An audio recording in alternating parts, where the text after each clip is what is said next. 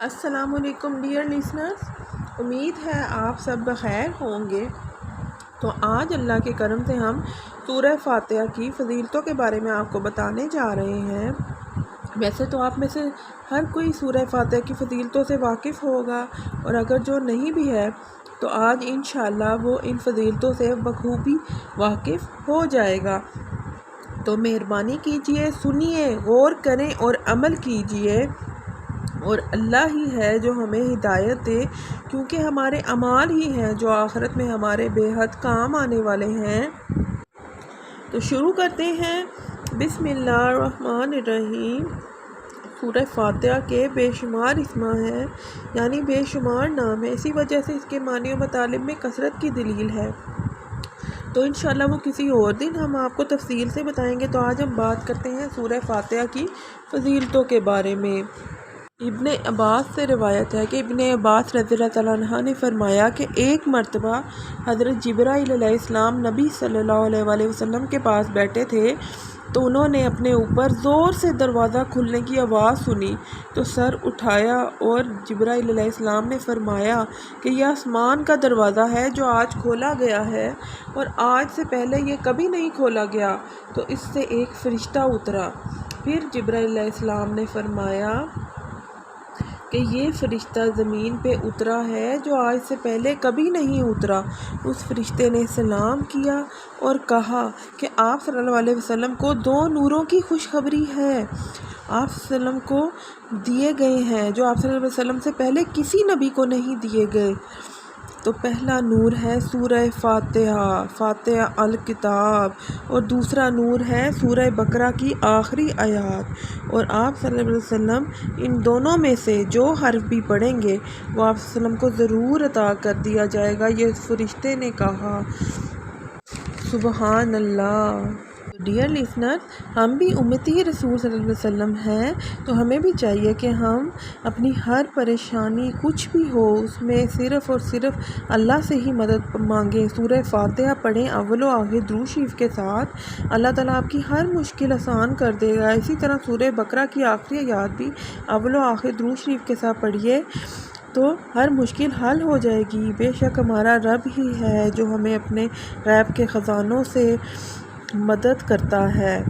ابو ہریرہ رضی اللہ تعالیٰ عنہ نبی صلی اللہ علیہ وآلہ وسلم سے بیان کرتے ہیں کہ جس نے کوئی نماز پڑھی اور اس میں القرآن نہ پڑھی، یعنی سورہ فاتحہ نہ پڑھی، تو وہ ناقص ہے۔ انہوں نے یہ 3 دفعہ فرمایا۔ تو لوگوں نے پھر کہا کہ ہم تو امام کے پیچھے ہوتے ہیں، ہم کیا کریں؟ تو ابو ہریرہ رضی اللہ تعالیٰ عنہ نے فرمایا کہ اسے اپنے دل میں پڑھو، کیونکہ میں نے رسول کریم صلی اللہ علیہ وآلہ وسلم کو یہ کہتے ہوئے سنا ہے کہ اللہ تعالیٰ فرماتا ہے کہ میں نے صلاۃ یعنی نماز کو اپنے اور اپنے بندے کے درمیان 2 نصف حصوں میں تقسیم کر دیا ہے، اور یہ میرے بندے کے لیے ہے جو اس نے سوال کیا۔ سبحان اللہ۔ تو کن 2 حصوں میں اللہ تعالیٰ نے نماز کو اپنے اور اپنے بندے کے درمیان تقسیم کیا ہے؟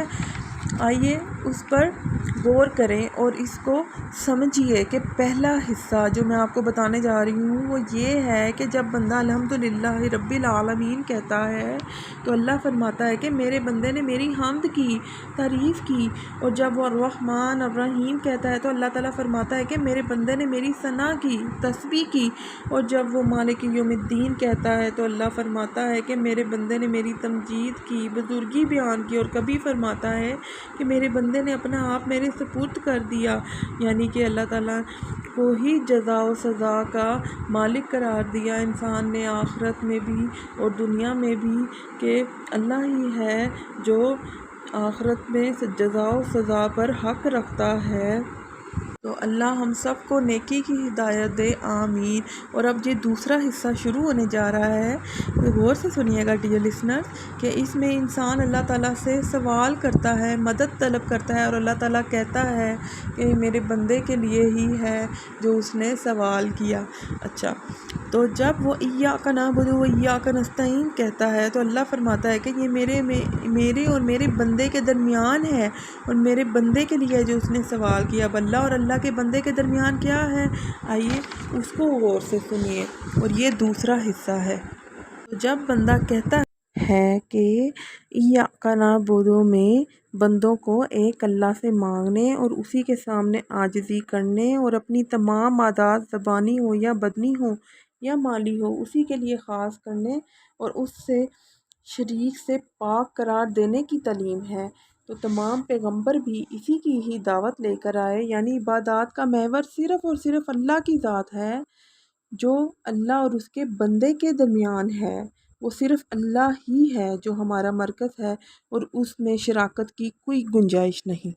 اور پھر جب بندہ کہتا ہے وَإِيَّاكَ نَسْتَعِينُ، یعنی میں اپنے آپ کو مکمل طور پر اللہ کے حوالے کرنے، اس پر توکل کرنے اور عبادات اور دوسرے تمام معاملات میں بھی اسی سے ہی مدد مانگنے کی تعلیم ہے کہ اگر اللہ کی مدد نہ ہو تو کچھ بھی نہیں ہو سکتا، تو ہر حال میں صرف اور صرف اللہ سے ہی مدد مانگیے، اس کے آگے ہی گر گرائیے، روئیے، بے شک میرا رب عطا کرنے والا ہے۔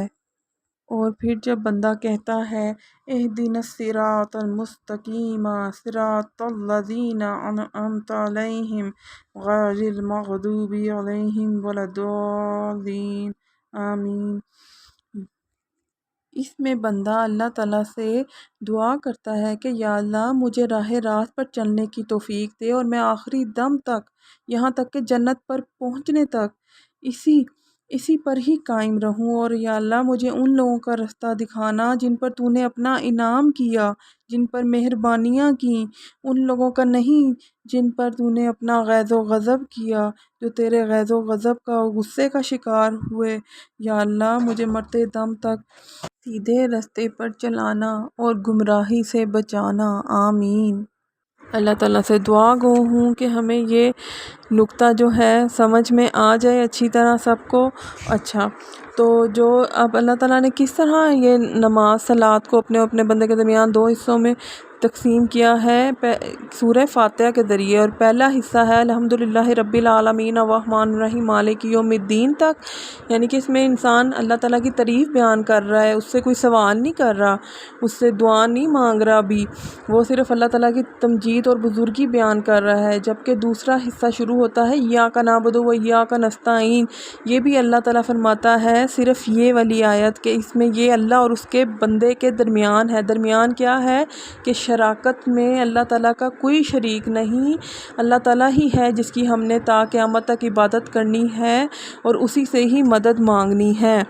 تو آگے ہے اہدنا الصراط المستقیم صراط الذین انعمت علیہم غیر المغضوب علیہم ولا الضالین آمین، یعنی اس میں اللہ تعالیٰ سے بندہ یہ دعا کر رہا ہے، سوال کر رہا ہے کہ اللہ تعالیٰ مجھے تا قیامت سیدھے رستے پر چلانا اور مجھے ان لوگوں کا رستہ دکھانا جن پر آپ نے انعام کیا، ان لوگوں کا نہیں جو آپ کے غیظ و غضب کا غصے کا شکار ہوئے۔ تو اللہ کے کرم سے ہمیں یہ نقطہ کلیئر ہو گیا ہوگا، تو اللہ ہمارا حامی و مددگار ہو، آمین۔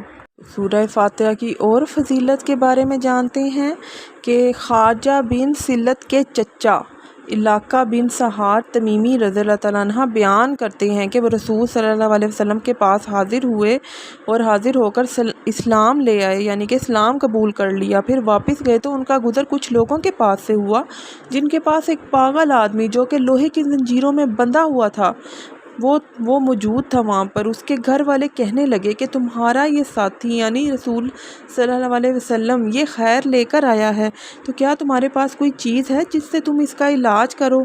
تو انہوں نے فاتحہ الکتاب یعنی سورہ فاتحہ کے ساتھ دم کیا تو وہ تندرست ہو گیا۔ تو انہوں نے اس پر ان کو انعام کے طور پر 100 بکریاں دیں۔ پھر وہ رسول کریم صلی اللہ علیہ وسلم کے پاس آئے اور آپ صلی اللہ علیہ وسلم کو سارا واقعہ بتایا، تو آپ صلی اللہ علیہ وسلم نے فرمایا کہ کیا تم نے اس کے علاوہ بھی کچھ پڑھا تھا، یعنی سورہ فاتحہ کے علاوہ بھی کچھ پڑھا؟ تو انہوں نے کہا نہیں۔ تو آپ صلی اللہ علیہ وسلم نے فرمایا کہ بکریاں لے لو اور مجھے اپنی عمر کی قسم کہ جس نے باطل دم کے ساتھ کھایا وہ جانے تم نے تو حق دم کے ساتھ کھایا ہے نا۔ تو سبحان اللہ، دیکھیے کہ یہ کتنی بڑی فضیلت ہے سورہ فاتحہ کی۔ تو جب بھی آپ کا کوئی مسئلہ ہو، کوئی پریشانی ہو، کوئی بچہ ضد کر رہا ہو، کوئی تکلیف ہو، کسی کو کوئی بیماری ہو، تو آپ سورہ فاتحہ کے ساتھ دم کیجئے، انشاءاللہ اللہ تعالیٰ اس کو صحت یاب کرے گا اور آپ کی ہر پریشانی کو دور فرمائے گا انشاءاللہ۔